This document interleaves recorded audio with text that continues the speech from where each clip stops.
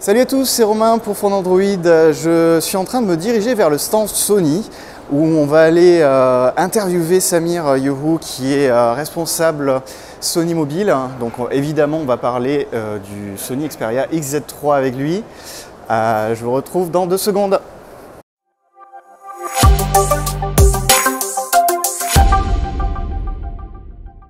Alors sur ce produit-là, effectivement le design c'est un élément qui est clé.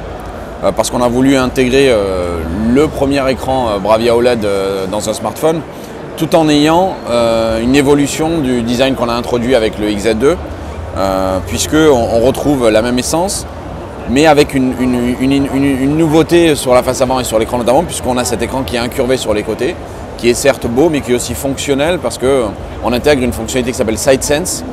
L'écran est recourbé sur les côtés, et ensuite, en double tapant sur le côté, on peut activer un menu.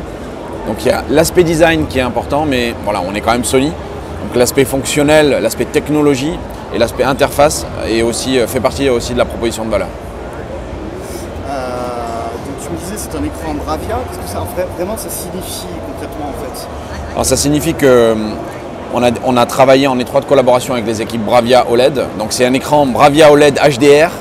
Donc il y a énormément de choses, c'est-à-dire que c'est un écran qui va pouvoir retranscrire des noirs extrêmement profonds, retranscrire des couleurs de manière très réaliste.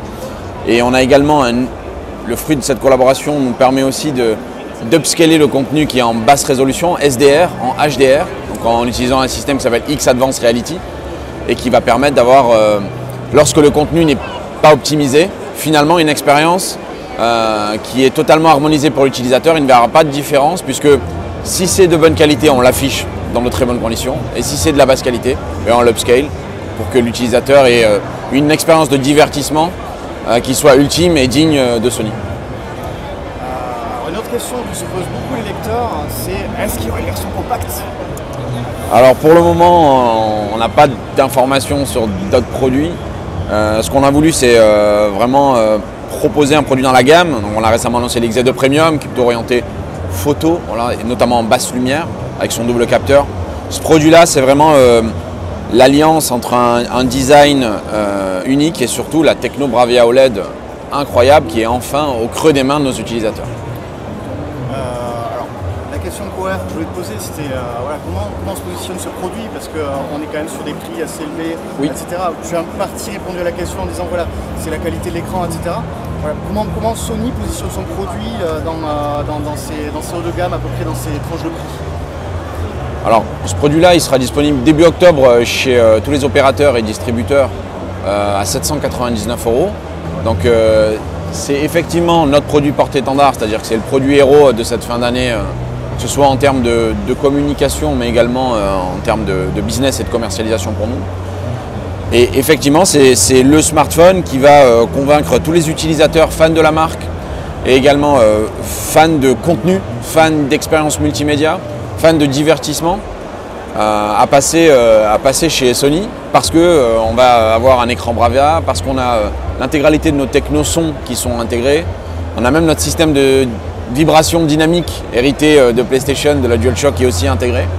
Donc une connexion qui peut aller jusqu'à 1,2 gigabit pour streamer tout son contenu, l'upscale SDR, HDR. Donc on a vraiment tout un package multimédia qui va, je pense, convaincre un certain nombre d'utilisateurs, tout en ayant un design avec 4 coloris différents, noir, blanc, prune et également bleu que j'ai là, pour convaincre un maximum d'utilisateurs parce que effectivement, on le sait, voilà, le design, l'écran, l'expérience vidéo, la photo, ce sont ces usages-là qui vont nous permettre de convaincre un maximum de personnes sur cette fin d'année. C'est par rapport à la concurrence chinoise, on voit énormément de petits concurrents chinois, enfin même de gros concurrents en réalité, proposer des smartphones avec des fichiers clés complètement dingues pour des prix complètement cassés. Comment Netflix voit cette arrivée en force, notamment en Europe, dans des marchés où historiquement c'est plutôt acquis à des marques bien établies comme Sony, comme Samsung, etc. Comment Sony voit ça? Alors nous, effectivement, on est sensible et on analyse ce qui se passe sur le marché. Et, le marché a été plutôt en baisse depuis le début de l'année. Une guerre des prix qui s'est intensifiée très rapidement dès le printemps. Donc voilà, on l'a annoncé, on est un groupe qui a eu des résultats là, sur l'année fiscale 2017 extraordinaires au premier sens du terme. On a annoncé des bénéfices records. Sony Mobile est au cœur de la stratégie de Sony. Et notre stratégie n'est pas forcément d'aller chasser des volumes. On est vraiment sur le haut de gamme et sur le premium, c'est-à-dire des expériences de qualité. Et on le voit encore sur cet écran OLED et je vous invite à aller voir le reste du stand sur la partie télé. C'est vraiment ce qu'on veut retranscrire auprès de nos clients utilisateurs Xperia. Donc sur cette fin d'année, on va continuer sur cette stratégie qui est d'essayer d'utiliser et de mettre à profit au maximum les technos du groupe pour avoir une expérience de divertissement qui soit ultime. Et il ne faut pas oublier que la 5G arrive aussi bientôt.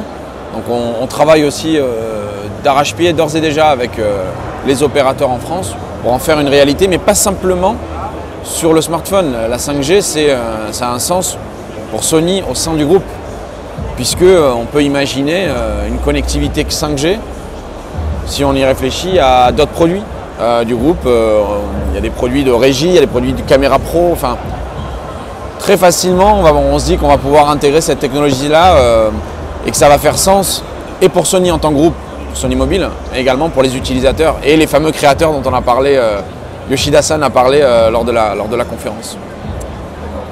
Merci beaucoup. Merci à tous d'avoir regardé la vidéo. Si vous l'avez aimé, n'hésitez pas à mettre un pouce bleu. N'oubliez pas de nous suivre sur Twitter, @PhoneAndroid et aussi sur Facebook. Quant à moi, je remercie chaleureusement Sony de nous avoir accueillis sur ce salon. Je vous dis à très bientôt pour une nouvelle vidéo. Bye bye.